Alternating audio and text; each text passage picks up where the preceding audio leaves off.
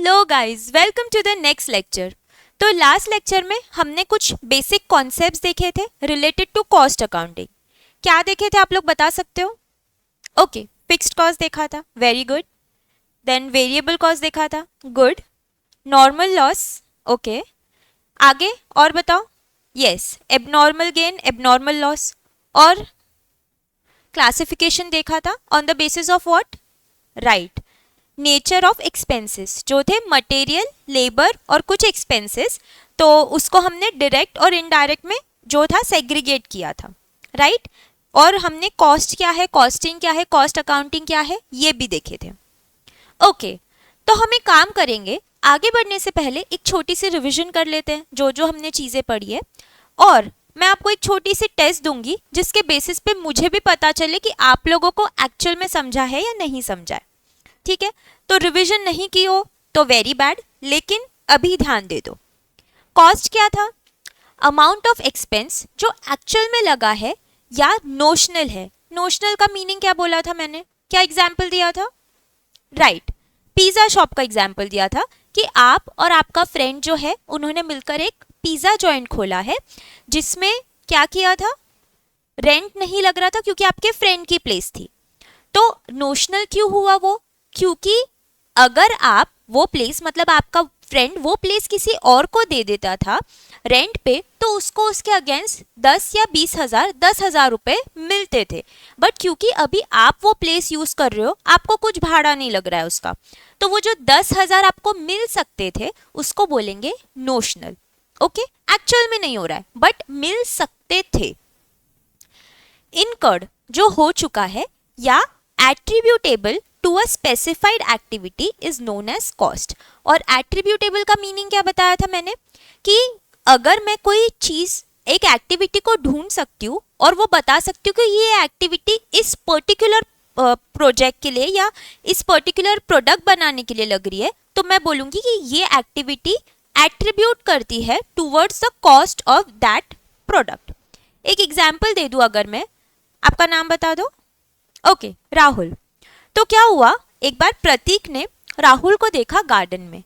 Rahul walk कर रहा था, लेकिन अकेले नहीं वॉक कर रहा था, उसके साथ थी एक लड़की, और वो दोनों हाथ पकड़ के बातें करते हुए वॉक कर रहे थे। तो नेक्स्ट डे प्रतीक राहुल को मिलता है और बोलता है, हाँ, न्यू गर्लफ्रेंड। तो राहुल बोलता है कि नहीं, ऐसा तो कुछ भी नहीं है। प्रतीक बोलता है, झूठ मत बोल, मैंने देखा है तुझे एक लड़की के साथ गार्डन में वॉक करते हुए।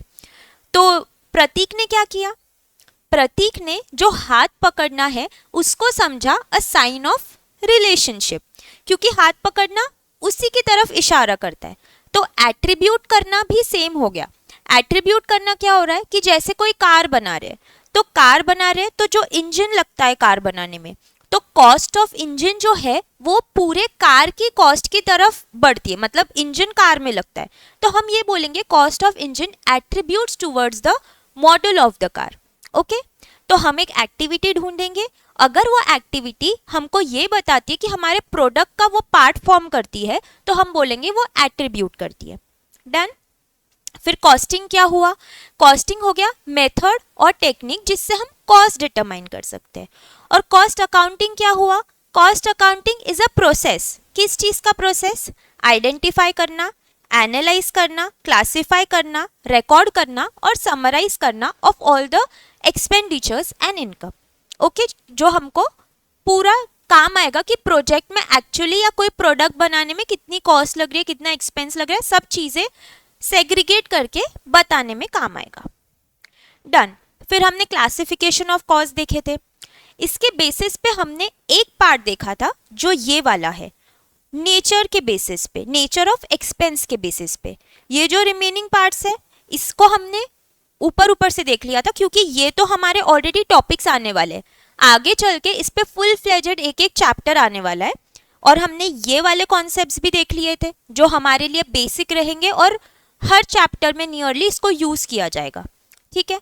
और फिर इसके बाद हमने डायरेक्ट और इनडायरेक्ट कॉस्ट को सेग्रीगेट किया। तो अब नेचर ऑफ कॉस्ट में जो है मटेरियल है, लेबर है, एक्सपेंसेस है। इसको डायरेक्ट और इनडायरेक्ट में कैसे सेग्रीगेट किया था? क्या क्वेश्चन पूछना था हमको, डायरेक्ट कब रहेगा, कब रहेगा? जब हम बोल सकते हैं कि प्रोडक्शन में, मतलब ये यूज हुआ है हमारे प्रोडक्शन में। तो डायरेक्ट मटेरियल क्या है? Material which is directly involved in production process and is a part of final product. Labour के लिए भी सेम है। अगर जो लेबर यूज हो रहा है वो हम लिंक कर सकते कि ये डायरेक्टली हमारे प्रोडक्शन में काम आया है, तो हम बोलेंगे डायरेक्ट लेबर है, नहीं तो इनडायरेक्ट है।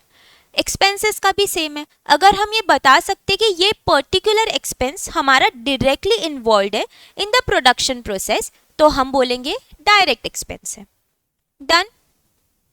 तो ये मटेरियल क्या हो गया? जो हमको रॉ मटेरियल्स लग रहे हैं या सामान लग रहा है बनाने में। लेबर क्या हो गए? जो हमको कुछ लेबर वर्क, मतलब कुछ फिजिकली एक्सर्ट कर रहे हैं, उस पर मेहनत कर रहे हैं, किसी की मेहनत इन्वॉल्व है। एक्सपेंसेस खर्चा, जो मटेरियल नहीं है, लेबर नहीं है, उसके अलावा जो खर्चा लग रहा है वो हमारा एक्सपेंस हो गया था। राइट? चलो अब मुझे एक बात बताओ। सपोज मैं आपको ये एक सिनेरियो दे रही हूँ, ओके? इसमें क्या है मैं बताती हूँ। ये एक कार मैन्युफैक्चरिंग यूनिट है, ये इमेजिन कर लो। इधर फर्स्ट इमेज देखो, ये कुछ लोग हैं, ये लोग कार बनाने में काम कर रहे हैं, मतलब कुछ ना कुछ इसमें अंदर वायरिंग वगैरह सेट कर रहे हैं। तो ये यूनिट है जिसमें कार भी बन रही है और लोग भी काम कर रहे हैं, ठीक है। सेकेंड इमेज जो है, इसमें देखो सेम यूनिट है कार मैन्युफैक्चरिंग की, उसमें ये जो कुछ लोग हैं, ये लोग क्लीनिंग एंड मेंटेनेंस कर रहे हैं, ओके। फिर थर्ड इमेज है, इसमें क्या हो रहा है, हमने एक थर्ड पार्टी को बुलाया है कि आप इसकी टेस्टिंग करो, क्योंकि कार्स को कुछ सर्टिफिकेट भी मिलना चाहिए कि सर्टिफाइड कार है या नहीं, मतलब सेफ है या नहीं। तो वो टेस्टिंग के लिए हमने थर्ड पार्टी को बुलाया, तो जो वो टेस्टिंग कर रहे हैं। फोर्थ इमेज है, हाँ, दीपिका पादुकोण है, इनको हमने बुलाया है कि आप हमारे कार का प्रमोशन करो, ठीक है। और ये फिफ्थ इमेज ये है कि जो मशीन्स लगती है हमको यहाँ पे कार बनाने के लिए, तो वो मशीन को ऑपरेट करने के लिए हमें कुछ फ्यूल लगता है, मतलब ऑयल लगता है, लुब्रिकेंट लगता है। तो ये जो है वो लुब्रिकेंट है, ऑयल फॉर द मशीन। मेरा क्वेश्चन ये है कि मुझे जानना है इसमें से डायरेक्ट मटेरियल कौन सा है, इनडायरेक्ट मटेरियल कौन सा है, डायरेक्ट लेबर क्या है, इनडायरेक्ट लेबर क्या है, डायरेक्ट एक्सपेंस, इनडायरेक्ट एक्सपेंस। ये जो है मुझे चाहिए ये सारी चीजें जो आपको मैंने एग्जाम्पल दी है उसमें से। चलो इसमें से मुझे ये बताओ, डायरेक्ट जो आपको मटेरियल दिख रहा है वो क्या क्या रह सकता है, बताइए। क्या दिख रहा है इमेज में? कार बनाने के लिए डायरेक्ट मटेरियल क्या दिख रहा है? टायर दिख रहा है, ओके, वेरी गुड। देन हमको जो ये कार के लिए कुछ कांच लगेंगे, ग्लास लगेगा, विंडशील्ड हो गई, मल्टीपल चीजें हो गई, ये सारे रॉ मटेरियल्स हो गए। डन, डायरेक्ट मटेरियल सॉर्टेड है। और क्या दिख रहा है? ये लोग जो काम कर रहे हैं ये कौन सी कैटेगरी में आएंगे? क्वेश्चन हमको क्या पूछना है कि क्या ये हमारे डायरेक्ट प्रोडक्शन में काम आ रहे हैं, ये काम कर रहे हैं जिससे कार बन रही है, तो ये डायरेक्ट प्रोडक्शन में काम आ रहे हैं, तो ये कौन सी कैटेगरी हो गई? Direct labour. Done, good. अब ये इमेज में देखो, ये लोग क्या कर रहे हैं? क्लीनिंग मेंटेनेंस कर रहे हैं। क्या ये मेरे प्रोडक्शन में डायरेक्टली काम आ रहा है? नहीं आ रहा है, राइट? तो क्या मैं इसमें से कुछ बोल सकती हूँ कि मेरा डायरेक्ट मटेरियल है क्या कहीं पे? इधर नहीं है। डायरेक्ट मटेरियल क्या हुआ? जो कार को एक्चुअल में बनाने के लिए यूज किया गया। इधर ऐसा कुछ है? नहीं है। डायरेक्ट लेबर इन्वॉल्व है क्या? देखो एक बार, ये लोग कार बना रहे हैं क्या? नहीं, हमारा काम तो कार बनाने का है, राइट? तो ये जो है ये हो गए मेरे indirect labour, okay. Indirect labour क्योंकि ये डायरेक्टली प्रोडक्शन में कंट्रीब्यूट नहीं कर रहे। और ये जो सपोज हम लोग ये पाइप्स और ये जो इसमें केमिकल्स होंगे ये जो यूज कर रहे हैं, ये हो गए हमारे लिए इनडायरेक्ट मटेरियल, क्योंकि डायरेक्टली प्रोडक्शन में काम नहीं आ रहा है, ओके। नेक्स्ट बताओ, अब मैं अगर इसकी बात करूं, ये क्या है हमारे लिए? लुब्रिकेंट है जो मशीन को ग्रीस करने के लिए काम आता है। कौन सी मशीन? जो हमें कार बनाने में काम आती है। तो क्या ये डायरेक्टली मेरे प्रोडक्शन में इन्वॉल्व है? नहीं इन्वॉल्व है, राइट? तो ये क्या हुआ? काय का एग्जाम्पल हुआ? मुझे बताओ, काय का एग्जाम्पल है? एक्सपेंस है? नहीं, आप बताइए। ओके, ये जो है ये again will be our indirect material. Material है, कुछ सामान है, राइट, ऑब्जेक्ट है कुछ, और डायरेक्टली काम नहीं आ रहा, इनडायरेक्टली काम आ रहा है, तो this will be indirect material. ठीक है, अब यहां पे मैंने थर्ड पार्टी को बुलाया कि आप इसकी टेस्टिंग करो, तो क्या ये मेरे डायरेक्ट प्रोडक्शन में काम आ रहा है? क्या आ रहा है? नहीं आ रहा है, तो मेरे लिए क्या है? मेरे लिए ये खर्चा हो गया, राइट। तो मेरे लिए अगर ये खर्चा है तो मैं क्या बोलूंगी, मतलब देखो इसमें मेरा ये भी नहीं है, डायरेक्ट मटेरियल भी नहीं है, इनडायरेक्ट मटेरियल नहीं है, इनडायरेक्ट लेबर नहीं है। अब ये हो सकता है कि ये मेरा डायरेक्ट एक्सपेंस है या इनडायरेक्ट एक्सपेंस है, तो दोनों में से मैं क्या देख सकती हूँ? सोचो एक बार, देखो अगर ये सपोज मेरी खुद की टीम का पार्ट रहता, जो हम लोग क्वालिटी इंस्पेक्शन करते हैं, अगर ये क्वालिटी इंस्पेक्शन टीम का काम रहता हमारे, तो आप देखो कि वो हमारे प्रोडक्शन स्टेजेस में से एक पार्ट है, तो वो मेरे लिए डायरेक्ट रहता था, डायरेक्ट लेबर रहता था। लेकिन क्योंकि ये मैंने थर्ड पार्टी को बुलाया कि आप मुझे सर्टिफाई करके दो कि ये सही है कि नहीं है, तो इट इज अ पार्ट कि हम आगे बढ़े, तो ये हो गया हमारा डायरेक्ट एक्सपेंस। इनडायरेक्ट क्यों नहीं हुआ? इनडायरेक्ट वो है कि जैसे सपोज ये मैंने दीपिका पादुकोण को बुलाया कि आप कार का प्रमोशन कर दो, तो ये मेरा इनडायरेक्ट एक्सपेंस हुआ। कुछ भी इसमें मैं नहीं भी करूंगी तो मेरा प्रोडक्शन कहीं पे रुकेगा नहीं या कोई फर्क नहीं पड़ेगा। बट अगर यहाँ मैं अगर टेस्टिंग नहीं कराऊंगी तो लोगों को विश्वास नहीं होगा, राइट, और ये जरूरी है as per rules and regulations, अगर ये जरूरी है तो ये मेरे लिए हो गया डायरेक्ट एक्सपेंस, डायरेक्ट खर्चा। ओके, तो ये मेरे लिए डायरेक्ट एक्सपेंस हो गया, ये हो गया इनडायरेक्ट एक्सपेंस। अब एक और चीज जो होती है, मेरा क्वेश्चन ये है कि डेप्रिसिएशन जो लगता है, डेप्रिसिएशन आपको कॉन्सेप्ट तो पता ही है, राइट, तो डेप्रिसिएशन जो लगता है वो आपका कौन से जो है इन 9 कैटेगरीज में से कहाँ उसको रख सकते हो, कहाँ आएगा, आप ये मुझे सोच के बताइए। मैं आपको 2 मिनट देती हूँ, आप फटाफट सोचिए कि क्या हो सकता है। Direct material, direct labour, direct expense, या इनडायरेक्ट मटेरियल, इनडायरेक्ट लेबर, या इनडायरेक्ट एक्सपेंस। चलो जल्दी से सोच के बताओ।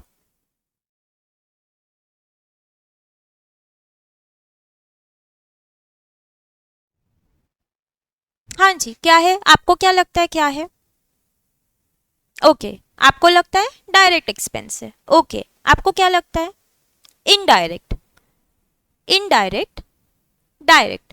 ओके, तो बहुत मिक्स्ड रिव्यूज मिल रहे हैं।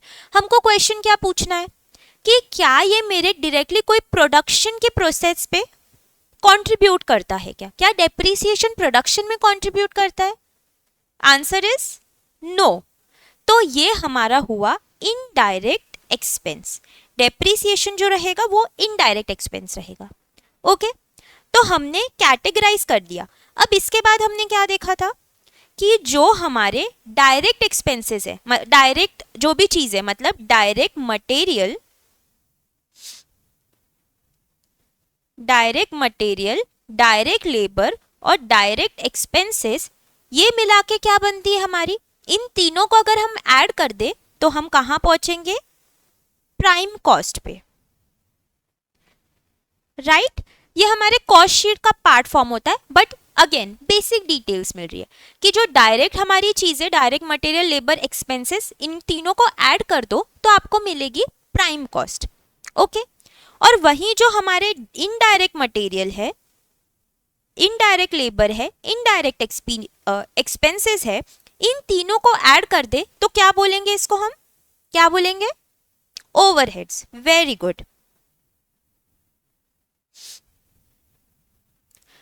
ओवरहेड्स भी है इसमें। अब जैसे हम और कैटेगराइज करेंगे, आगे चल के देखेंगे, एक हमें फैक्ट्री ओवरहेड भी दिखेगा, एक हमें एडमिनिस्ट्रेशन ओवरहेड भी मिलेगा। ओके, ये सब क्या है हम धीरे धीरे आगे बढ़ेंगे तब देखेंगे, बट ये हम ऑलरेडी देख चुके थे, ठीक है, कि इसको क्या बोलते हैं और इसको क्या बोलते हैं। आगे हमने क्या देखा था? फिर हमने कॉन्सेप्ट देखा था fixed cost, variable cost, semi variable cost और स्टेप फिक्स्ड कॉस्ट। चलो उस पे अब मैं आपको एक क्वेश्चन पूछती हूँ। सपोज आपको दिया है कि ये यूनिट्स है 100 यूनिट्स, 200, 300, 400 यूनिट्स। ये कॉस्ट दी है 10,000, 10,000, 10,000, 10,000। ये एक ए कॉस्ट है, ये बी कॉस्ट है और ये सी कॉस्ट है। क्या है मैं अभी एक्सप्लेन करती हूँ, रुक जाओ। फिर ये कॉस्ट जो दी है ये आपको दी है सपोज 1 लाख, 2 लाख, 3 लाख, 4 लाख, ठीक है। और ये कॉस्ट दी है 10,000, 15,000, 20,000, 25,000। मेरा क्वेश्चन ये है, आपको मुझे बताना है कि ए बी सी जो ये तीनों कॉस्ट लग रही है ये कौन सी कॉस्ट है। कौन सी कॉस्ट है मतलब ऑप्शंस आपके पास है कि फिक्स्ड कॉस्ट कौन सी है, वेरिएबल कॉस्ट कौन सी है और सेमी वेरिएबल कॉस्ट कौन सी है। ये तीन ऑप्शन है, आपको बताना है कि कौन सी जो है ए बी सी तीनों में से कौन से है, ठीक है। चलो सोचो।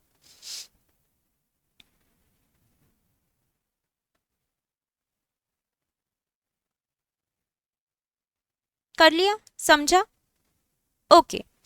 चलो बताओ, इसमें से जो ए है ये कौन सी कॉस्ट है,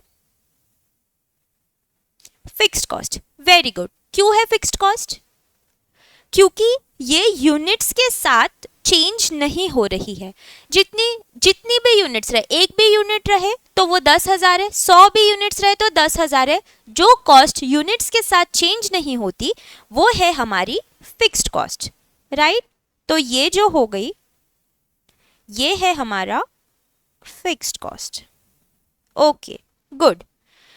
जो ये बी है वो बताओ भी क्या है,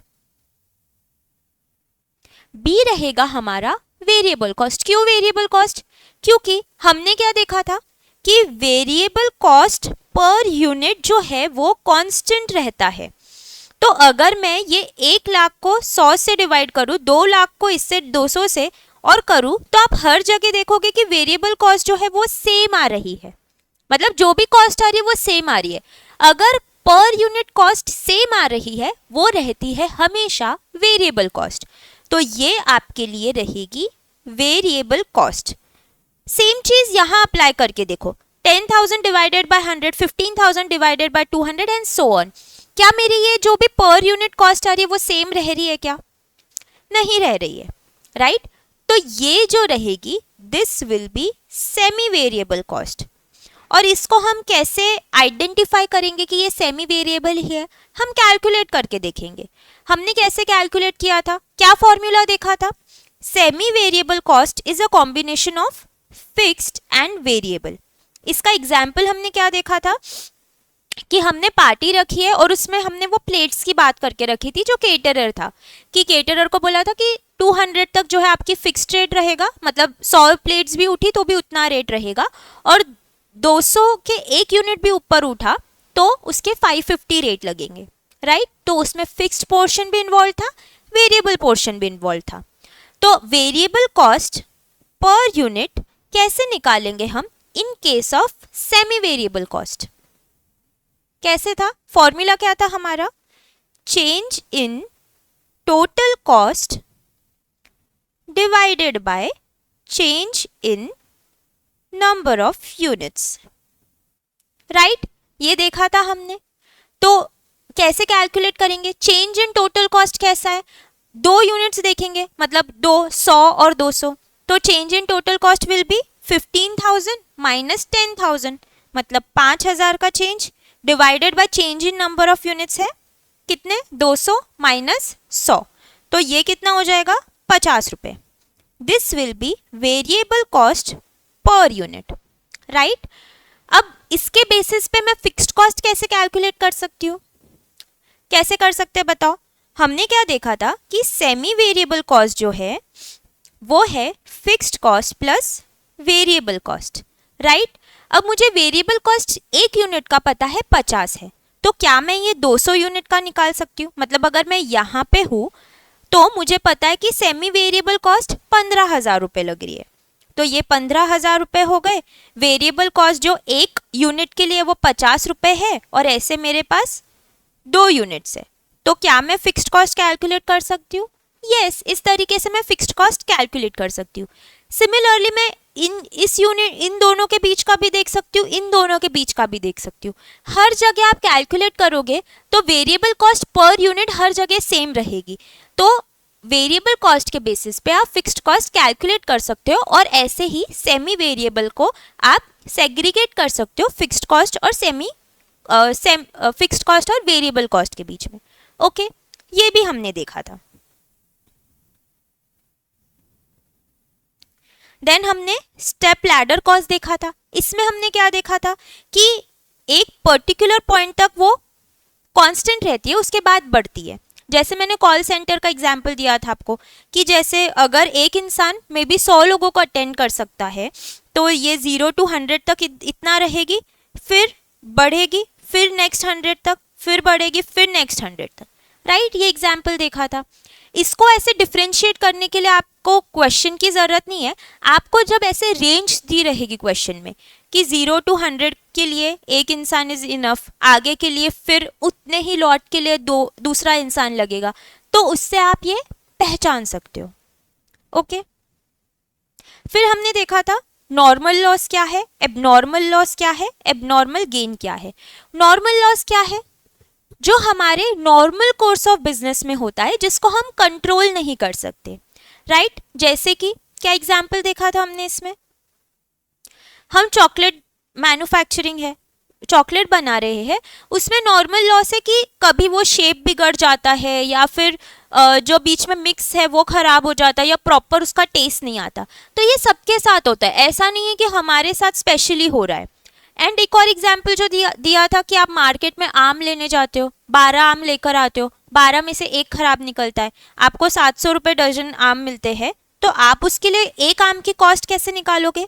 आप वो जो 700 रुपये है वो पूरे 11 आम में डिवाइड कर दोगे। राइट, तो ऐसे आप पर यूनिट कॉस्ट निकालोगे कि ये नॉर्मल लॉस है, चलो ठीक है, होता रहता है। तो normal losses in normal course of business की एक्सपेक्टेड है कि इतना उतना चल जाता है प्रोडक्शन में। बट एबनॉर्मल लॉस क्या है? जो हमारे नॉर्मल लॉस के भी ऊपर लॉस होता है वो एबनॉर्मल लॉस है। तो एबनॉर्मल लॉस जो होता है वो बोल सकते कि हमारी गलती से होता है। जैसे कि अगर मैं चॉकलेट मैन्युफैक्चरिंग हूँ, कोई कंपनी है चॉकलेट बना रही है, तो उन्होंने सोचा है कि अगर हम रोज के 10,000 यूनिट्स बना रहे हैं, इसमें से जो है 100 चॉकलेट्स जो है वो खराब निकले या उसका शेप बिगड़े, ये नॉर्मल है, होता रहता है, सबके साथ होता है। लेकिन कोई पर्टिकुलर डे ऐसा होता है कि ये हमारे 200 यूनिट्स खराब निकलते हैं। तो मुझे बताओ, क्या ये सही बात रहेगी क्या कि ये जो और 100 यूनिट्स खराब निकले वो हम बाकी जो हमारे कस्टमर्स हैं उनसे चार्ज करें? नहीं ना, हम सेलिंग प्राइस थोड़ी चेंज करेंगे, ऐसे थोड़ी बोलेंगे कि यार आज ना हमारे जो 200 यूनिट्स है वो खराब निकले, नॉर्मली 100 ही यूनिट्स हमारे जो थोड़े बहुत खराब निकलते हैं, तो आप इस बार हमको ज़्यादा पैसे दे दो। क्या हम ऐसा बोलेंगे? बिल्कुल नहीं बोलेंगे। तो ये जो नॉर्मल लॉस है हम ये कस्टमर से वसूल कर सकते हैं, लेकिन ये जो एक्स्ट्रा लॉस है नॉर्मल से भी ज़्यादा, जो एक्स्ट्रा ऑर्डिनरी हमारे खर्चे हो रहे हैं, ये जो है ये हम खुद का खर्चा मानेंगे। तो इसीलिए इसको हम कॉस्टिंग P&L में ले जाते हैं। तो दिस जो हमारे नॉर्मल लॉस के ऊपर का होता है, मतलब 100 यूनिट्स और जो एक्स्ट्रा हुई है, ये हो गए हमारी कॉस्टिंग P&L में जाएगा और ये हमारा एक्स्ट्रा खर्चा है। ठीक है, इसको कैसे कैलकुलेट करते हैं? तो हमने क्या एग्जाम्पल देखा था कि हम नॉर्मल कैलकुलेट कर लेते पर यूनिट। जैसे ये एग्जाम्पल में थे हम, अगर तो 1000 यूनिट्स नॉर्मल है, 10% 1000 यूनिट्स इनपुट करे, 10% नॉर्मल लॉस है, मतलब 1000 - 100 900 अच्छे यूनिट्स बनने थे, लेकिन हमारे एक्चुअल आउटपुट जो है वो 850 यूनिट्स का हुआ। तो हम क्या करेंगे? जो 50 यूनिट्स का एक्स्ट्रा जो हमसे गलती हुई है, हमारी गड़बड़ी की वजह से खराब हुआ है, ये हम हमारा खर्चा मान के जो पर यूनिट कॉस्ट आ रही है उससे मल्टीप्लाई करेंगे और इसको कॉस्टिंग P&L में ले जाएंगे हमारा लॉस बोल के। राइट, और सिमिलर तरीके से कभी ऐसा हो सकता है कि हम नॉर्मली सोचते कि यार मेरे 100 यूनिट्स तो खराब निकलते हैं, लेकिन इस बार सिर्फ 50 यूनिट्स खराब निकले। तो ये 50 यूनिट्स हमने सोचा था कि 100 खराब निकलेंगे, 50 खराब निकले, तो 50 का फायदा हो गया। तो जो 50 यूनिट्स अब अच्छे बने हैं उसको हम एबनॉर्मल गेन बोल के सिमिलर तरीके से P&L में जो है हम उसको गेन मानेंगे, इनकम मानेंगे। ओके, ये सारे पॉइंट्स हमने लास्ट टाइम कवर कर लिए थे। इसके मल्टीपल हमने अलग अलग टाइप के एग्जाम्पल्स देखे थे, राइट? आई होप आपको समझा, उसकी रिवीजन की थी आपने। Okay, good. अब जो हम नेक्स्ट कॉन्सेप्ट की तरफ बढ़ेंगे वो है, ओके एक मिनट गाइस, मुझे ये फिक्स करना पड़ेगा। ओके, आगे बढ़ते हैं। नेक्स्ट टॉपिक है profit as percent of cost. ठीक है, आपसे अगर कोई पूछे कि आपको एग्जाम में कितने मार्क्स है, आप क्या बोलोगे कि हमारा ना 100 मार्क का पेपर था, उसमें से मुझे 50 मार्क है, तो 50% है। 50% है मतलब 100 का 50 है। ठीक है, वहीं अगर आपसे कोई नेक्स्ट क्वेश्चन पूछे कि आप जो धंधा कर रहे हो उसमें आपको प्रॉफिट कितना है, तो आप क्या बोलोगे कि अगर मैं 100 रुपए की लागत लगाता हूँ, मतलब 100 रुपए की अगर मैं कॉस्ट लगाता हूँ, तो मुझे 50 रुपए मिलते हैं प्रॉफिट। इसका मतलब हुआ 50% of cost is your profit. Okay, वहीं एक इंसान ये हो सकता है, वो ये बोलता है कि यार मैं ना सेलिंग प्राइस जो है ना वो 100 रुपए रखता हूँ, सेलिंग प्राइस में 100 रुपए रखता हूँ और वो सेलिंग प्राइस पे मैं 10 रुपए कमाता हूँ, चलो 20 रुपए कमाता हूँ। तो ऐसे करके मेरा जो प्रॉफिट है वो है 20% of my selling price, right? Calculation हम दोनों हिसाब से कर सकते हैं, लेकिन बताने का तरीका अलग अलग है। अब इस तरीके से हम, जैसे अगर ये 20% ऑफ सेलिंग प्राइस किसी ने बताया, तो इसके बेसिस पे मैं कॉस्ट कैसे ढूंढूंगी? और वहीं कोई इंसान बोल रहा है कि it is 50% of cost, profit is 50% of cost, तो इसके बेसिस पे मैं सेलिंग प्राइस कैसे ढूंढूंगी? ये कैलकुलेशन आपको आना चाहिए। ये अगेन आपके बेसिक का पार्ट फॉर्म करता है। हम इससे रिलेटेड क्वेश्चंस आगे चल के आपको बहुत हेल्प मिलने वाली है, अगर ये कॉन्सेप्ट अभी क्लियर हो गया तो। ठीक है, तो आपके लिए मैं पूछूं सेलिंग प्राइस क्या है, आप क्या बोलोगे? जो कॉस्ट लगती है उसमें हमको थोड़ा प्रॉफिट मार्जिन चाहिए रहता है, तो हम प्रॉफिट ऐड कर देते हैं, तो उससे सेलिंग प्राइस बन जाती है, राइट? चलो अब ये क्वेश्चन सॉल्व करते हैं। ये आप मुझे सॉल्व करके बताइए, बहुत इजी है। कॉस्ट पर यूनिट इज 7000, ठीक है। प्रॉफिट है 11% ऑफ कॉस्ट। हमको ध्यान से पढ़ना है कि क्या लिखा है, 11% of cost. Find the selling price. Try करो फाइंड आउट करने की। अच्छा हो गया, ओके हम लोग और 30 सेकेंड्स दे देते हैं।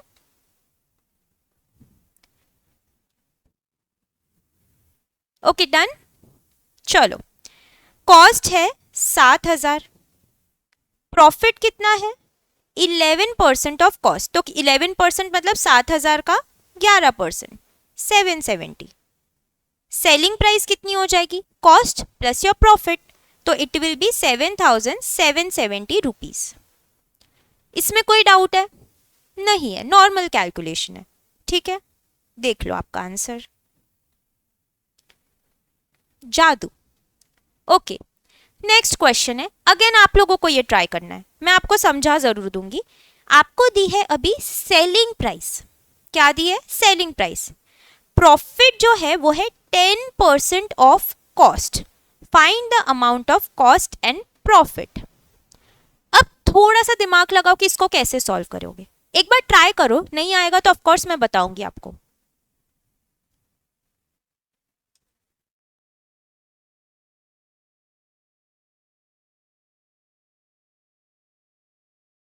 किया आप लोगों ने ट्राई?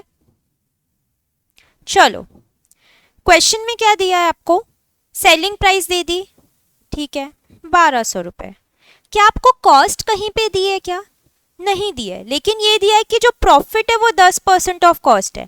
अगर वो सेलिंग प्राइस पे प्रॉफिट कितना परसेंट है ये भी देते तो हमको आंसर आता था, लेकिन नहीं दिया है, राइट?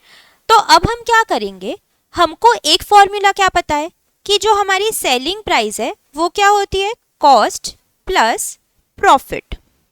ठीक है, मुझे कॉस्ट नहीं पता तो ऐसे टाइम पे हम लोग क्या करते हैं, हम बोलेंगे लेट द कॉस्ट बी 100। हम मान लेते हैं कि अगर कॉस्ट 100 रुपए है, कॉस्ट अगर 100 रुपए है तो अब मुझे बताओ, अगर मैं समझ रही हूँ कॉस्ट 100 रुपए तो मेरा प्रॉफिट कितना रहेगा, 100 का 10%। तो अगर ये मेरी कॉस्ट है, ये मेरा प्रॉफिट होगा और ये मेरी सेलिंग प्राइस रहेगी। कॉस्ट अगर 100 रुपए मानूं मैं, प्रॉफिट 10% रहेगा, मतलब 10 रुपए, तो सेलिंग प्राइस कितनी हुई, 110 रुपए, राइट।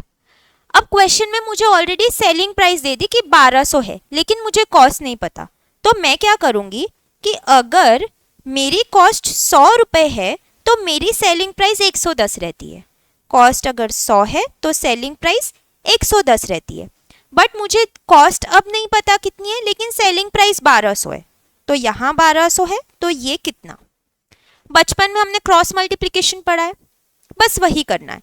तो इसको मैं अगर x मान लूँ तो x की वैल्यू क्या रहेगी, ये क्रॉस मल्टीप्लाई, ये क्रॉस मल्टीप्लाई, मतलब 1200 into 100 divided by 110 will be equal to x। Okay, मतलब इसको सिंप्लीफाइड कैसे था कि इसको हम कैसे कर रहे थे कि 100 into 1200 will be equal to 110 into X. तो x को इधर रहने दो और यहाँ इसको लेके डिवाइड कर दो, तो यही आंसर आएगा। इसका आंसर क्या आ रहा है, देखो 1200 into 100 divided by 110, it will be x will be 1090.9। तो x मतलब क्या है, ये आपकी कॉस्ट हो गई। आपको फाइंड आउट करना था कॉस्ट एंड प्रॉफिट। तो कॉस्ट अगर ये है, प्रॉफिट इसका 10% कर लो, तो 109 रुपीज। ओके, तो हमने क्या किया, हमने इस केस में कॉस्ट को 100 रुपए मान लिया, फिर हमने कैलकुलेट किया। ओके, चलो, आई होप आपने रजिस्टर तो बना लिया होगा। ये बैच वालों के पास, इन लोगों के पास ऑप्शन है कि ये लोग कुछ नहीं लेकर आए तो बाजू से मांग सकते हो, लेकिन आप लोग पर्टिकुलर रहे, जो लोग ऑनलाइन देख रहे हैं वो लोग पर्टिकुलरली एक अच्छे से रजिस्टर बनाओ। 2-3 अलग अलग पेन्स ले लो, जैसे फॉर्मूले लिखने के लिए आप रेड पेन ले लो एंड नोट्स लिखने के लिए ब्लू पेन या ब्लैक पेन, व्हाटएवर जो आपको यूज करना है, और प्रॉपरली नोट डाउन कर लो जो जो हम क्लास में पॉइंट्स देख रहे हैं। ठीक है, क्योंकि यहाँ पे इन लोगों के पास ऑप्शन है कि ये लोग डायरेक्टली आके क्वेरीज पूछ सकते हैं। वैसे देखा जाए तो आप लोग भी, मैं आगे चल के अगर आप हमारे कोर्स के लिए एनरोल करोगे तो आपको एक मेरा पर्सनल नंबर दिया जाएगा, जिससे आपको जो भी डाउट है आप डायरेक्टली मुझसे पूछ सकते हो। लेकिन ये ट्राई करो कि हम जितने कॉन्सेप्ट्स क्लास में कवर करते हैं उसको बिल्कुल मिस आउट मत करो, यहीं पे लिख दो, ताकि आप रिविजन करो तो आपको याद आना चाहिए कि हाँ मैम ने इस टाइम पे ये चीज़ बताई थी। ओके, तो वैसे तो ये मैंने सॉल्व यहाँ पे आपको आपके बुक में सॉल्व ही मिल जाएगा, लेकिन मैंने आपको ट्राई करने लगाया था। ठीक है, तो इसके ना 2 अलग अलग मेथड्स है। जैसे एक मेथड था जो मैंने आपको बताया, जो ये है, तो आप पहले ऐसा लिख लो इसको, मतलब थोड़ा अच्छे से प्रेजेंट करके लिख लेना। जैसे यहाँ से शुरू करो, लेट द कॉस्ट बी 100, इसको फर्स्ट पॉइंट दे दो। ठीक है, उसके बाद ये सेकेंड हो जाएगा, देन ये थर्ड हो जाएगा और ये पार्ट आपका फोर्थ हो जाएगा। तो कॉस्ट ये आ गई, प्रॉफिट विल बी 1090.9 का 10%, तो 109.09, तो 109 बोल सकते हैं। ये एक तरीका हुआ प्रेजेंट करने का, तो आप इसको लिख लो पहले।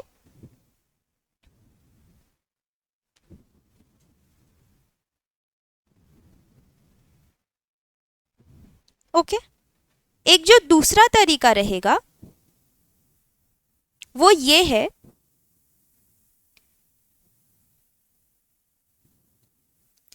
कि हम लोग बोल सकते हैं, जैसे अज्यूम कर लो कि कॉस्ट 100 है, यही एक तरीका है। प्रॉफिट मेरा 10 रुपए है, 100 पे 10% प्रॉफिट, सेलिंग प्राइस 110, यहाँ तक कोई भी चेंज नहीं है। When cost was 100, selling price and profit were 110 and 10 respectively. Therefore, by cross multiplying, we can calculate the profit when selling price is 1200. तो अभी हमने क्या किया था, यहाँ पे लिया था ये कॉस्ट है तो सेलिंग प्राइस ये है। हमारे पास एक और तरीका ये है कि हम ये कर सकते हैं कि सेलिंग प्राइस अगर मेरी 110 है तो मेरा प्रॉफिट उस केस में कितना था, ₹10। तो अब मेरी सेलिंग प्राइस अगर ₹1200 है तो प्रॉफिट कितना आएगा? तो इस केस में प्रॉफिट आपका 109 आ जाएगा, राइट? कैसे करेंगे हम लोग? तो ये क्रॉस मल्टीप्लाई, तो 1200 into 10 divided by 110 will be your profit. It will be around 109.09. तो ये प्रॉफिट हो गया. अब प्रॉफिट के बेसिस पे कॉस्ट निकालेंगे. कॉस्ट कैसे आएगी? सेलिंग प्राइस जो है उसमें से हम प्रॉफिट लेस कर देंगे, राइट? तो ये फिगर जो आएगी वो 1090.91 आएगी. तो दोनों तरीके सही है, जिसको जो ठीक लगता है वो कर सकता है. एक कॉलम ये बना सकते हो, मतलब सेलिंग प्राइस और प्रॉफिट का, या हम सेलिंग प्राइस और कॉस्ट के कंपैरिजन से भी कैलकुलेट कर सकते हैं. ठीक है, तो ये दोनों मेथड्स है. एक मेथड आपकी बुक में हमने ऑलरेडी प्रिंट करके दिया है, दूसरा जो मैंने आपको लिखाया है. तो आप चाहते हो तो आप दोनों नोट डाउन आपके रजिस्टर में कर सकते हो. ओके गाइस, चलो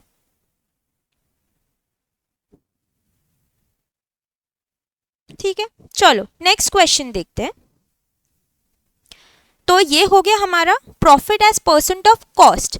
अब when profit is calculated in terms of sales it is known as profit as percent of sales. और सिमिलर तरीके से कैलकुलेट करेंगे. तो देखते हैं आगे क्या है.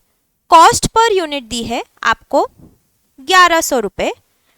प्रॉफिट है 23% of selling price. Find the amount of profit and selling price. चलो ट्राई कर लो फटाफट.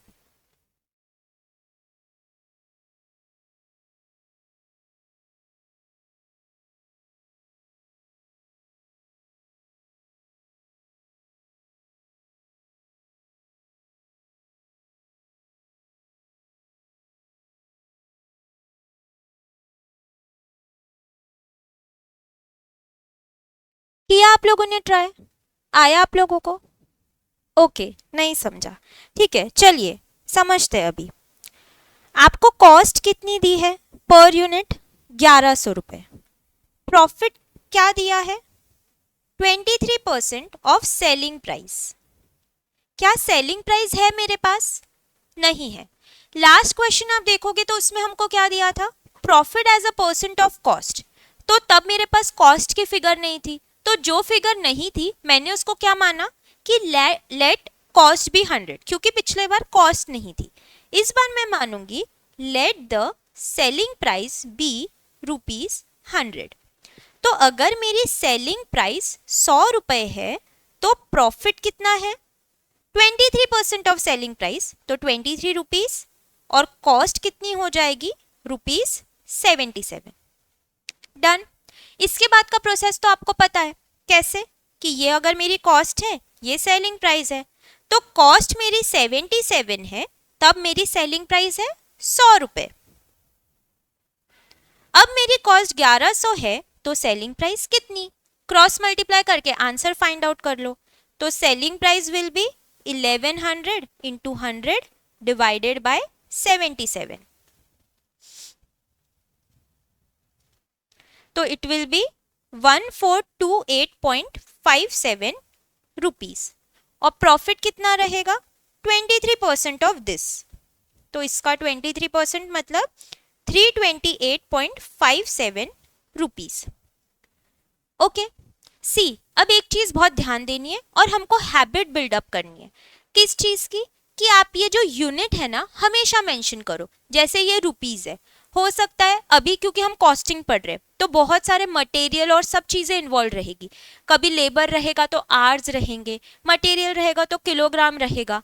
तो ये चीज़ें आपको स्पेसिफाई करना इसीलिए ज़रूरी है क्योंकि आप जब जब सॉल्व करोगे तो आपको वो फिगर्स देख के समझ में आना चाहिए इमीडिएटली कि हाँ ये यूनिट किसका है, रुपीज में है कि किलोज में, ताकि आप एंड जो आंसर करोगे उसका आपको सही फिगर मिलनी चाहिए. नहीं तो हमको इतनी कंफ्यूजन हो जाती है आगे चल के कि आपको बैठ के पूरा क्वेश्चन देखना पड़ता है कि हाँ ये क्या है, फिर नेक्स्ट ये क्या है. तो अभी से आदत बिल्डअप करो कि ऐसे ही लिखना है.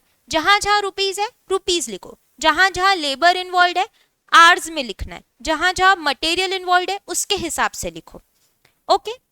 तो ये हुआ हमारा एक मेथड. दूसरा मेथड क्या है? जैसे कॉस्ट और सेलिंग प्राइस को कंपेयर किया, अगले मेथड में हम कॉस्ट और प्रॉफिट के बेसिस पे कैलकुलेट कर सकते हैं. आप चाहो ये सॉल्व कर लो, मैं आपको 2 मिनट देती हूँ, वो भी ट्राई कर लो।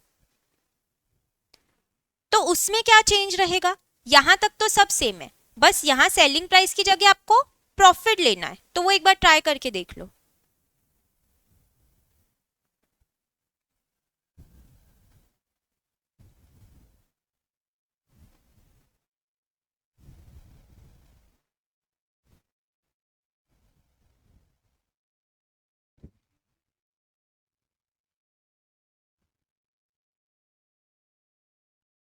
ओके, चलो देखते हैं।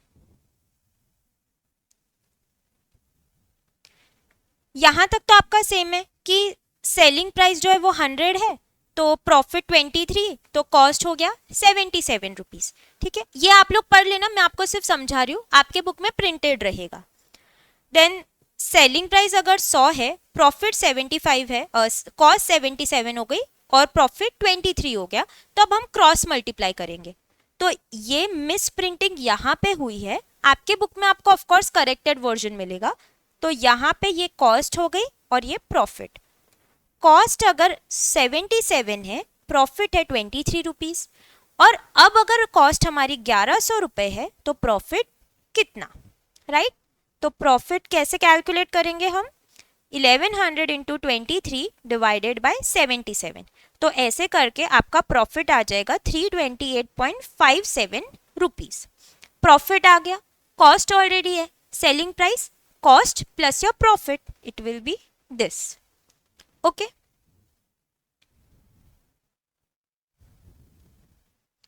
चलो एक और क्वेश्चन देखते हैं, आपको दिया एक और चांस, चलो इसको ट्राई कर लो।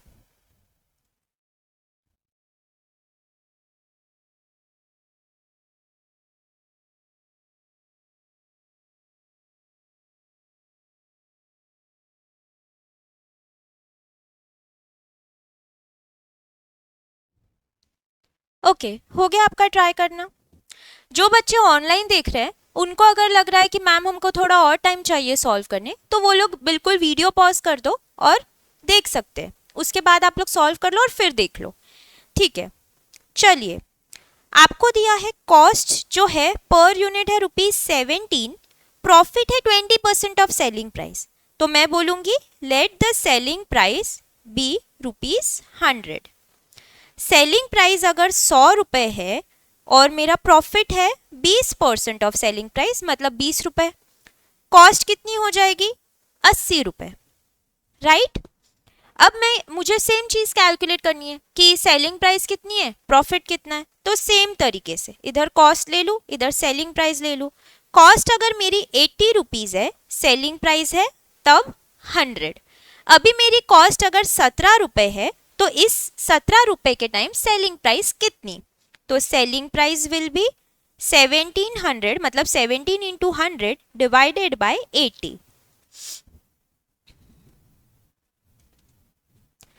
21.25 रुपीज। अगर ये मेरी अभी सेलिंग प्राइस है तो इसका 20% प्रॉफिट है, मतलब प्रॉफिट विल बी ₹4.25। और इसका दूसरा मेथड क्या रहेगा, ये कॉस्ट है, इधर प्रॉफिट है, तो कॉस्ट अगर मेरी कितनी है 80 रुपीज है, उस टाइम पे प्रॉफिट है 20 रुपए का, राइट?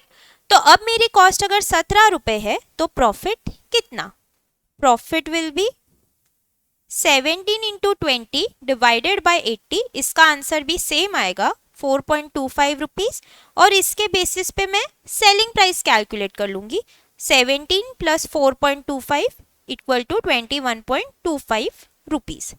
तो ये दोनों मेथड से मैं कैलकुलेट कर सकती हूँ, आंसर आएगा सेम। ठीक है, आप इसको लिख सकते हो।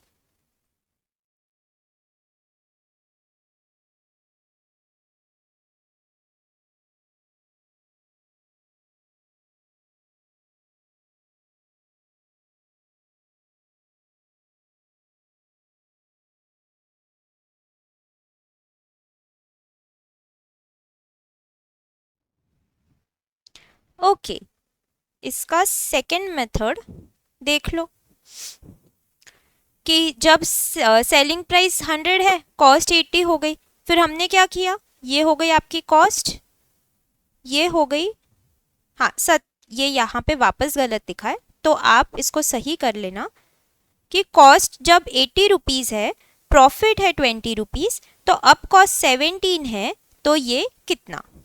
ओके, देन इसके बाद कैलकुलेशन से हमारा आंसर यही आ जाएगा। डन। अब आप एक पार्ट अगर आपको समझा है तो आप ये सॉल्व करिए। जैसे सेलिंग प्राइस 10,000 है, प्रॉफिट है हमारा 20% ऑफ सेलिंग प्राइस, मतलब कितना हुआ प्रॉफिट, 2,000 रुपये। ठीक है, 2,000 अगर प्रॉफिट है तो मुझे बताओ कॉस्ट कितनी रहेगी, your selling price minus profit, मतलब 8,000 रुपये। अब बताना ये है profit as a percent of cost कितना है, profit as percent of cost, तो मेरा प्रॉफिट कितना है 2,000, एज परसेंट ऑफ कॉस्ट मतलब 2,000 डिवाइडेड बाय 8,000 आएगा 25%। करना ये है कि आपको ये चारों सॉल्व करके देखना और मुझे आंसर बताना है कि इसका क्या आ रहा है, फिर हम लोग वो चेक कर लेंगे। चलिए ट्राई करिए।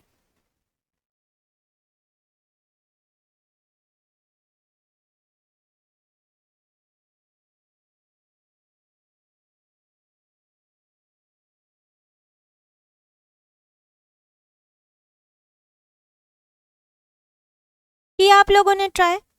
ओके, सेकेंड केस में बताओ 25,000 सेलिंग प्राइस है, प्रॉफिट जो है 40% है, तो 25,000 का 40% 10,000, तो 25,000 माइनस प्रॉफिट करो तो कॉस्ट हो जाएगी 15,000, और profit as percent of cost कितना रहेगा 10,000 डिवाइडेड बाय 15,000 मतलब 66.66%। आगे जो थर्ड है 10,000 है, उस जो प्रॉफिट है as a percent of selling price 50% मतलब 5,000, कॉस्ट कितनी आ जाएगी 5,000, profit as percent of cost 5,000 by 5,000 100%।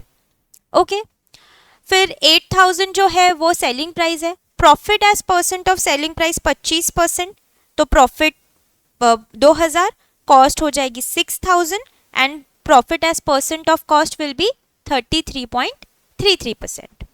Okay, अब हमारा ये जो बेसिक का पार्ट है वो कंप्लीट होता है।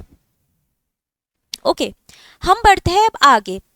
हमने जब स्टार्ट किया था टॉपिक जिसका नाम है कॉस्ट अकाउंटिंग, उसमें हमने कुछ कॉन्सेप्ट्स देखे थे कि कॉस्ट क्या है,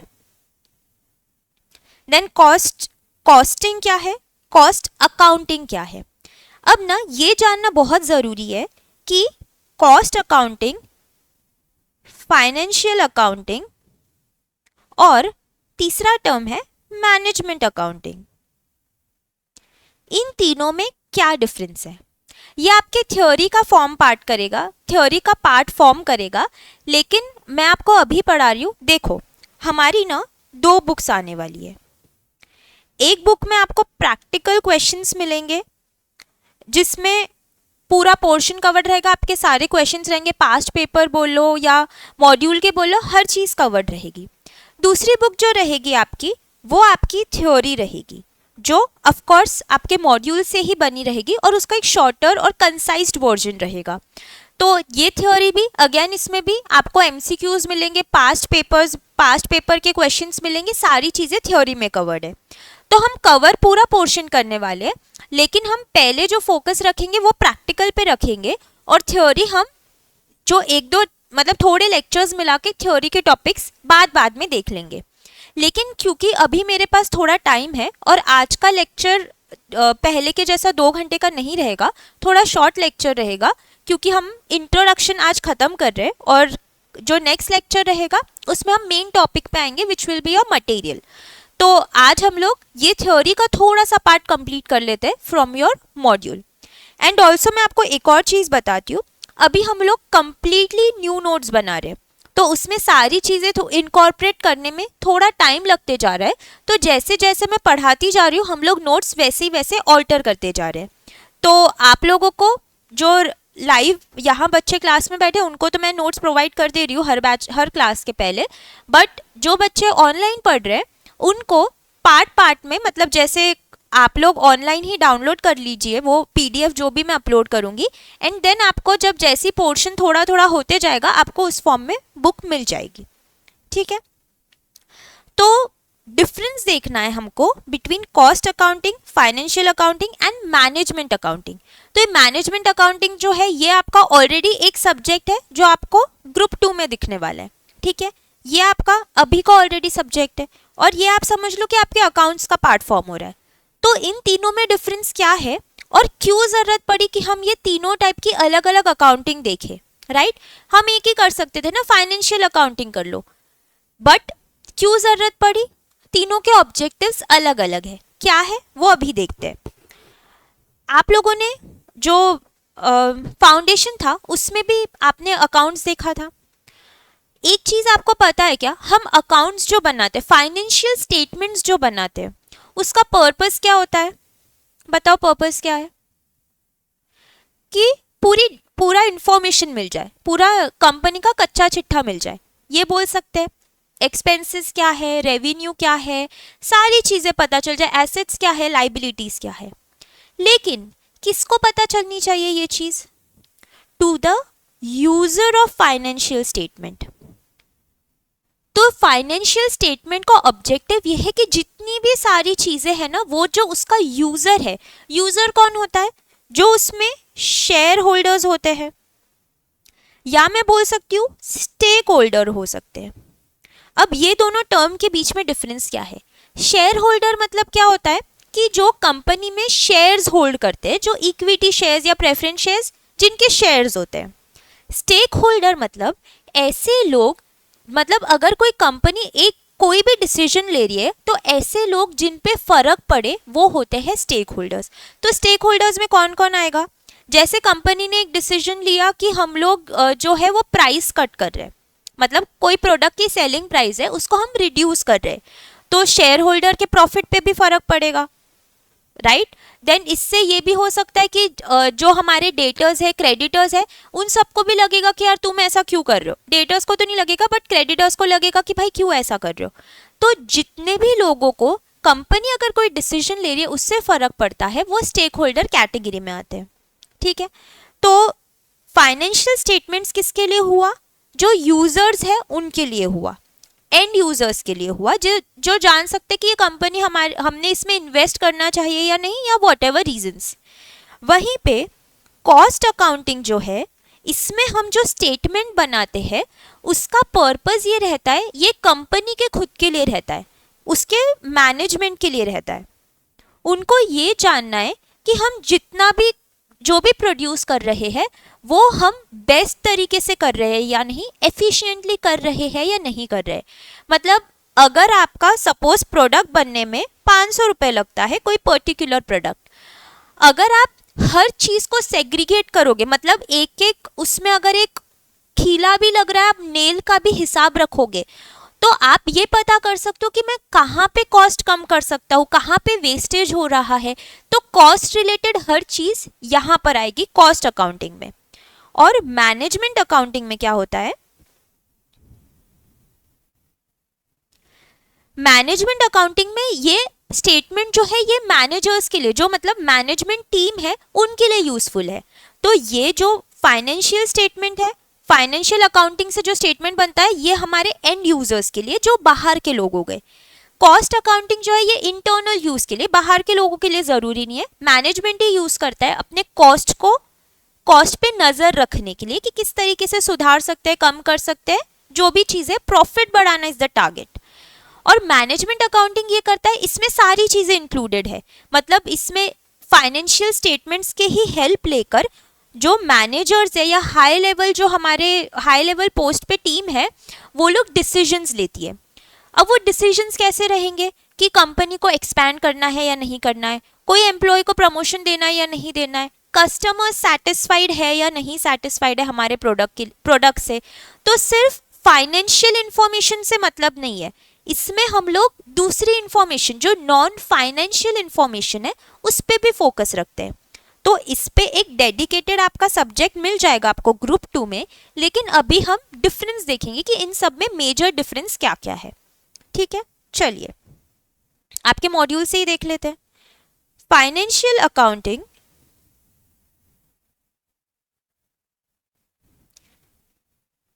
and cost accounting are complementary to each other. Complementary to each other मतलब कि एक दूसरे को पूरा करते, एक दूसरे के साथ साथ चलते। Financial accounting as such is the systematic procedure of recording, classifying, summarising, analysing and reporting business transactions. तो क्या क्या है?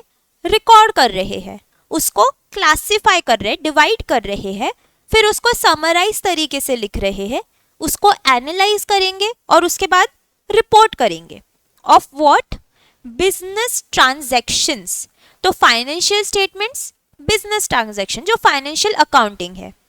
The primary objective is to reveal the profits and losses of business. Financial accounting provides a true and fair evaluation of business. It therefore safeguards the interest of stakeholders. देखो इधर stakeholders आया, shareholders नहीं आया। तो stakeholders में कौन कौन आता है? आप चाहो तो लिख सकते हो, आपके जो रजिस्टर है उसमें लिख लो स्टेक होल्डर का मीनिंग क्या है। इट इंक्लूड्स, यहां मैं लिखा देती हूं, it includes employees, customers, shareholders and यहाँ जगह कम पड़ रही है, and all those people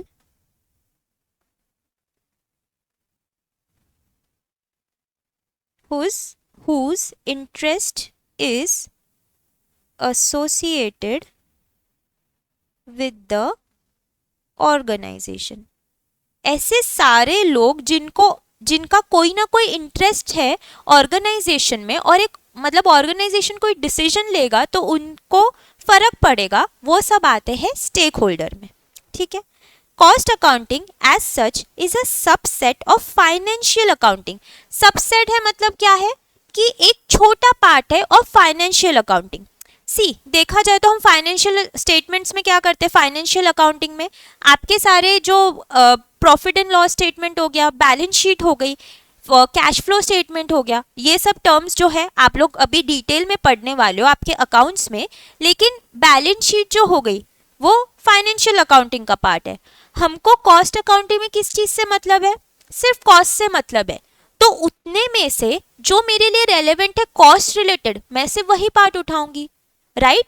तो कॉस्ट अकाउंटिंग इसीलिए इज अ छोटा subset of financial accounting and is focused on the process of conversion of raw material into finish goods. तो हम कॉस्ट अकाउंटिंग में हमको किस चीज से मतलब है कि जो रॉ मटेरियल आ रहा है उसकी कॉस्ट क्या है, फिर उस पर हम कुछ प्रोसेस कर रहे हैं, वहाँ कितनी कॉस्ट लग रही है, कुछ वेस्टेज हो रहा है कि हमको वो चेक करना है, फिर वो आगे प्रोसेस कर करके फिनिश गुड्स में कन्वर्ट हो जाता है। तो हम यहाँ पे कुछ कॉस्ट बचा सकते हैं क्या, राइट, ताकि हमारा प्रॉफिट ज़्यादा हो। ये सब चीज़ें हम इसीलिए कॉस्ट अकाउंटिंग करते हैं। तो कॉस्ट अकाउंटिंग में हम ये सारी जो डिटेल्स है कॉस्ट की, कॉस्ट को सेम चीज़ करते हैं, रिकॉर्ड करते हैं, क्लासिफाई करते हैं, समराइज करते हैं, एनालाइज करते हैं, और उसके बाद हम रिपोर्ट करते, रिपोर्ट करो या फिर जानो उसको एनालाइज करो, राइट। ये सब प्रोसेस चलता है। As such the cost accumulation process is the basic issue of cost accounting. The difference between cost accounting and financial accounting are present in the table. तो आपको ये जो इस टाइप का क्वेश्चन है ये आपको थ्योरी में पूछा जा सकता है कि what is the difference between financial accounting and cost accounting. तो financial accounting क्या है? It is prepared, पर्पस क्या है फाइनेंशियल अकाउंटिंग का? It is prepared for providing information about the results of business activities as a whole for a particular period to the users. आप balance sheet में देखोगे हमेशा लिखा रहता है कि कोई पर्टिकुलर डेट के लिए, right, as on the date. Profit and loss statement रहेगा आपका एक फाइनेंशियल ईयर के लिए, तो एक पर्टिकुलर पीरियड के लिए एक पर्टिकुलर यूजर मतलब यूजर्स के लिए है फाइनेंशियल अकाउंटिंग करते हैं। कॉस्ट अकाउंटिंग किसके लिए करते हैं? बाहर के लोगों के लिए नहीं है, ये सिर्फ मैनेजमेंट के लिए। Main purpose of cost accounting is to provide information to the management for the purpose of planning, controlling and decision making. Financial accounts की जरूरत क्या है? Are maintained as per the requirements of companies act and income tax act. ये जो है companies act आप law में देखोगे, इनकम टैक्स एक्ट आप टैक्स में देखोगे। तो बोलना ये चाह रहे हैं कि फाइनेंशियल अकाउंटिंग हम क्यों करते हैं? क्योंकि हम पे ऐसा रेगुलेशन डाला है, गवर्नमेंट ने बोला है कि आपको बनाना पड़ेगा, तो ये बनाते हैं हम। अब अगर हमको कोई चीज़ का ऐसा बंधन डाला गया कि आपको ये करना पड़ेगा, तो ऑफ कोर्स वो लोग एक फॉर्मेट भी देंगे कि आपको इस तरीके से ही ये बनाना है। तो फाइनेंशियल अकाउंटिंग हमको एक पर्टिकुलर तरीके से करना है, जो रूल्स रेगुलेशंस दी है उसके हिसाब से, और वो जो फॉर्मेट देंगे उसी फॉर्मेट में करना है। जबकि कॉस्ट अकाउंटिंग तो हमारे इंटरनल यूज के लिए, तो क्या हमें कोई प्रिस्क्राइब कर रहा है? क्या गवर्नमेंट बोल रहा है? नहीं बोल रहा है। तो कोई पर्टिकुलर फॉर्मेट की जरूरत रहेगी क्या? नहीं रहेगी। वो हम अपने रिक्वायरमेंट, अपने नीड्स के हिसाब से कॉस्ट अकाउंटिंग कर सकते हैं। जो ऑर्गेनाइजेशन है उसकी जो रिक्वायरमेंट है वो अपने हिसाब से कर लेगा। Cost accounts are maintained to meet the requirements of the management. Recording. Transactions are classified, recorded, and analyzed subjectively. In cost accounting, transactions are classified, recorded, and analyzed objectively according to the purpose for which costs are incurred. क्या difference है? ये सिर्फ cost कैसे इनकर हो रही है उस हिसाब से ही करता है। और फाइनेंशियल अकाउंटिंग में सब ट्रांजैक्शंस को हमको फाइनेंशियल ट्रांजैक्शंस को रिकॉर्ड करना है। ठीक है। Financial accounts reveals the profit of business as a whole. Cost accounting shows the profit made on each product, job और process. तो किस किस चीज के लिए? फाइनेंशियल अकाउंटिंग पूरे ऑर्गेनाइजेशन का कैसे प्रॉफिट हो रहा है, कितना प्रॉफिट हो रहा है। तो एक ऑर्गेनाइजेशन अगर मल्टीपल प्रोडक्ट्स बनाता है तो उस हिसाब से भी स्टेटमेंट में डिटेल्स रहेंगी। वही यहाँ पे क्या होता है, हमको हर एक पर्टिकुलर प्रोडक्ट के लिए कितनी कॉस्ट लग रही है, फिर कोई हम कुछ अलग प्रोसेस कर रहे हैं उसके लिए कितनी कॉस्ट लग रही है, हर एक चीज जो कॉस्ट रिलेटेड है उसको हम माइन्यूटली एनालाइज कर रहे हैं। Accounting period. Financial accounts are prepared for a definite period, जो हमारा एक फाइनेंशियल ईयर होता है, मतलब एक रेस्ट्रिक्टेड पीरियड के लिए। Cost reports are prepared frequently and submitted to the management according to the requirement which may be daily, weekly etcetera. तो कॉस्ट रिपोर्ट क्योंकि हमको गवर्नमेंट ने नहीं बोला है, हमारे काम के हिसाब से, हमारी ज़रूरत के हिसाब से, तो हमको जैसी रिक्वायरमेंट है कि मुझे रोज़ चाहिए कि रोज़ का क्या चल रहा है, रोज़ भेजो। वीकली चाहिए, मंथली चाहिए, सब अपने मर्जी से करो। Stock valuation. In financial accounts, stocks are valued as per the relevant accounting standard. For example, AS2 specifies that closing inventory should be valued at cost, carrying amount और net realizable value whichever is lower. ये आप आपके accounts में देखने वाले हो। जैसे मैंने आपको बताया कि फाइनेंशियल अकाउंटिंग हम लोग, गवर्नमेंट ने कुछ रेस्ट्रिक्शंस डाले, उनके क्लॉजेस के हिसाब से ही हमें करना है, तो उन्होंने ऐसे कुछ अकाउंटिंग स्टैंडर्ड्स भी दिए हैं। ठीक है, ICAI ने जो है कुछ अकाउंटिंग स्टैंडर्ड्स दिए हैं, तो उस हिसाब से हमको जो है वैल्यूएशन करना पड़ता है। ये सारा पार्ट आप अकाउंट्स में देखोगे तब आपको समझ जाएगा। वहीं कोई आपका अगर स्टॉक रहा, स्टॉक मतलब कुछ सामान पड़ा रहा, उसको हम कॉस्ट अकाउंटिंग में कॉस्ट पे लेते कि जितनी इसकी कॉस्ट है उसको उतने पे लो। ठीक है। Relative efficiency. Financial accounts do not reveal the relative efficiency of each department or section. Cost account provides information on the relative efficiencies of various plant and machinery. तो फाइनेंशियल अकाउंटिंग ये नहीं बताता है कि हर एक डिपार्टमेंट की efficiency, मतलब कौन से डिपार्टमेंट की एफिशिएंसी ज़्यादा है या कम है, कोई मतलब नहीं, ओवरऑल बताता है। और कॉस्ट अकाउंटिंग में हमारा तो पर्पस ही वही है ना कि हम को कॉस्ट जहां जहां लग रही है उसको हर एक चीज को एनालाइज करो। तो यहाँ पे एक एक प्लांट, एक एक मशीनरी अगर हम यहाँ पे नहीं यूज करें तो हम बेटर तरीके से कहाँ यूज कर सकते हैं, वो सारी चीजें हम यहाँ पे देखते हैं। ओके, ये हो गया हमारा फाइनेंशियल अकाउंटिंग और कॉस्ट अकाउंटिंग में डिफरेंस। अब एक डिफरेंस होता है कॉस्ट अकाउंटिंग और मैनेजमेंट अकाउंटिंग का। तो मैंने आपको मैनेजमेंट अकाउंटिंग के बारे में क्या बोला था कि मैनेजमेंट अकाउंटिंग का जो स्कोप है वो बड़ा है, मतलब उसमें सिर्फ फाइनेंशियल डेटा से मतलब नहीं है, नॉन फाइनेंशियल डेटा है, जैसे हमारे एम्प्लॉयज जो काम कर रहे हैं उनको सेटिस्फैक्शन है या नहीं जॉब में, किसी को कुछ प्रमोशन देना है क्या, फिर कस्टमर्स जो हमारे प्रोडक्ट यूज़ कर रहे हैं उनको प्रोडक्ट पसंद आ रहा है नहीं आ रहा है, हमने कुछ एक्सपेंशन करना चाहिए क्या। तो मैनेजमेंट रिलेटेड जितनी भी चीज़ें हैं वो हम यहाँ पे लेते हैं मैनेजमेंट अकाउंटिंग में। तो हम स्टेटमेंट को स्टडी करते हैं लेकिन ऑब्जेक्टिव क्या है कि ये डिसीजन मेकिंग में काम आना चाहिए। और कॉस्ट अकाउंटिंग का क्या ऑब्जेक्टिव है, कॉस्ट रिलेटेड एनालिसिस में। ठीक है, तो मैं ये बोल सकती हूँ कि मैनेजमेंट अकाउंटिंग का स्कोप जो है वो ब्रॉडर है दैन द कॉस्ट अकाउंटिंग।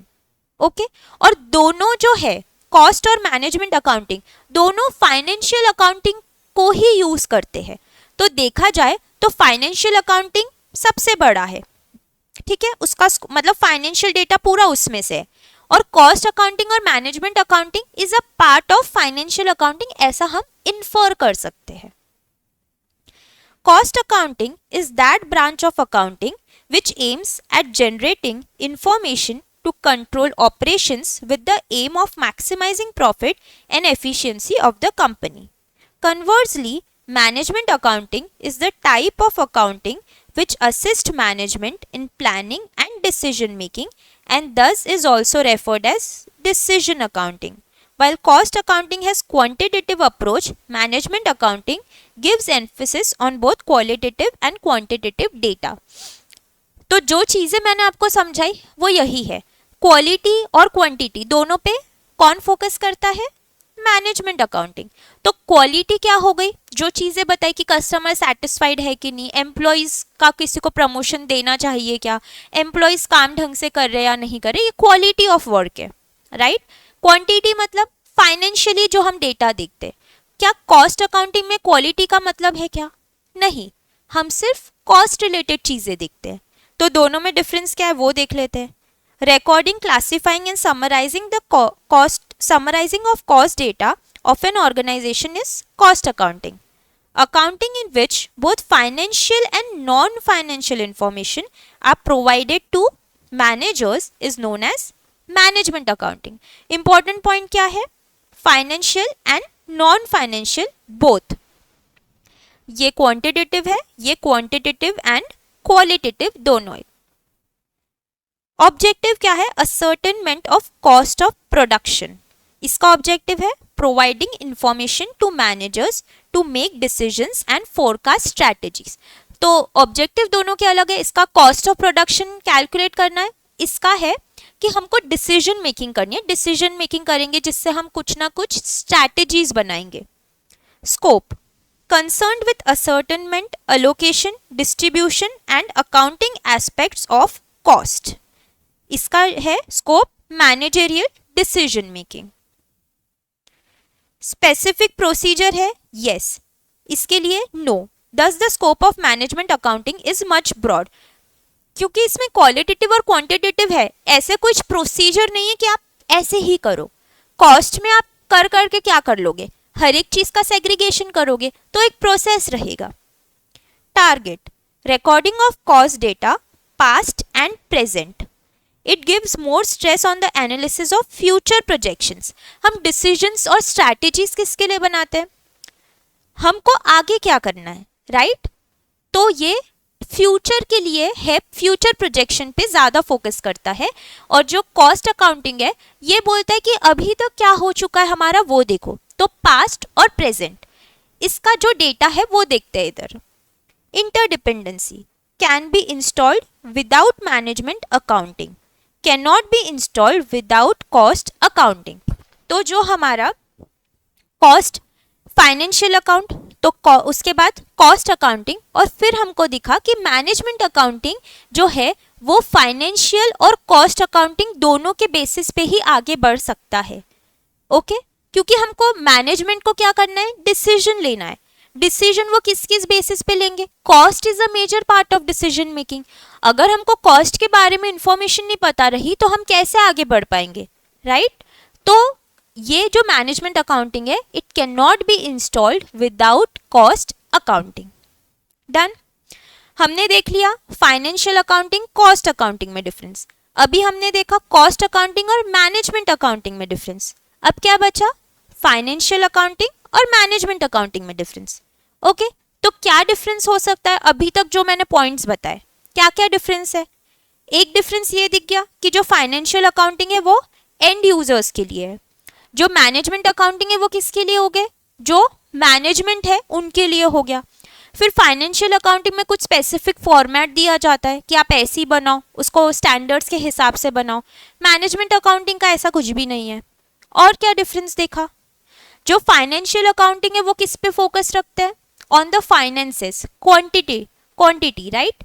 इसमें हम क्वालिटी और क्वांटिटी दोनों पे फोकस रखते हैं। और क्या डिफरेंस है, सोचो जरा अभी जो जो हमने पॉइंट्स पढ़े हैं, सोच रहे हो, चलो देखते हैं। The key difference between financial accounting and management accounting is that financial accounting is the preparation of financial reports for the analysis by external users interested in knowing the company's financial position. In contrast, management accounting is the preparation of financial and non-financial information which helps managers make policies and strategies for the company. तो अब दोनों का difference देख लेते हैं।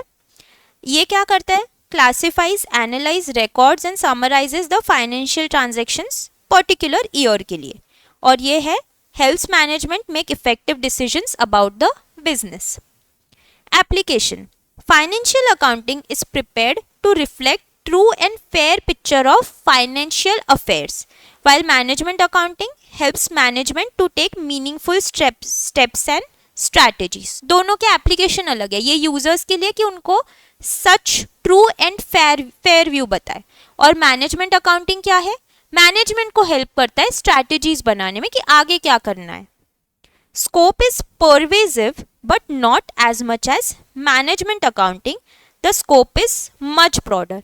Pervasive का meaning है कि इंक्लूडिंग ऑल, मतलब शॉर्ट में मैं बोलूँ द स्कोप इज ब्रॉड, ऐसा बोल सकते कि ऐसा नहीं है कि जो लिखा है बस उतना ही है, एक ब्रॉड स्कोप है, बट मैनेजमेंट अकाउंटिंग जितना ब्रॉड नहीं है।